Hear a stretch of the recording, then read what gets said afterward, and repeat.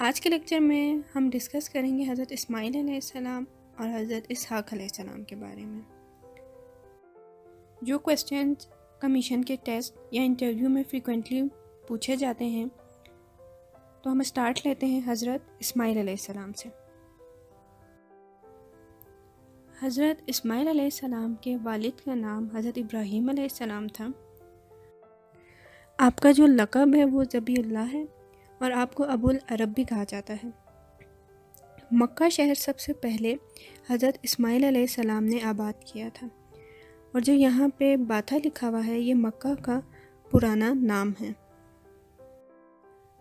مکہ میں حضرت اسماعیل علیہ السلام کے ایڑیاں رگڑنے کے بعد جو ہے زمزم کا چشمہ جاری ہوا تھا.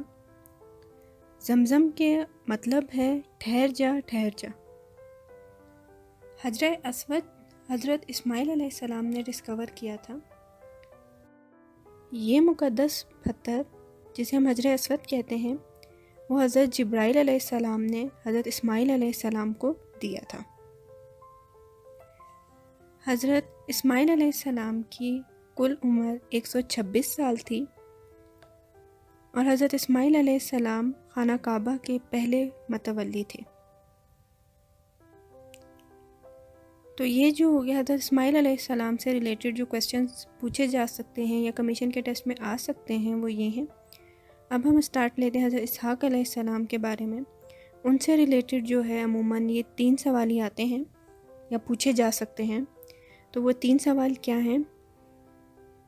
حضرت اسحاق علیہ السلام کے والد کا نام حضرت ابراہیم علیہ السلام تھا.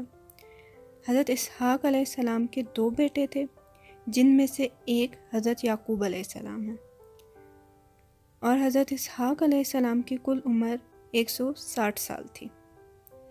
تو یہ ہو گیا آج کا ہمارا ٹاپک. اگر آپ نے اس ٹاپک سے ریلیٹڈ MCQs سولو کرنے ہیں، پریکٹس کرنے ہیں، تو ڈسکرپشن میں لنک موجود ہے فیس بک کا اور انسٹاگرام کا. آپ وہاں پہ MCQs جو ہیں وہ دیکھ سکتے ہیں اور اپنی پریکٹس کر سکتے ہیں.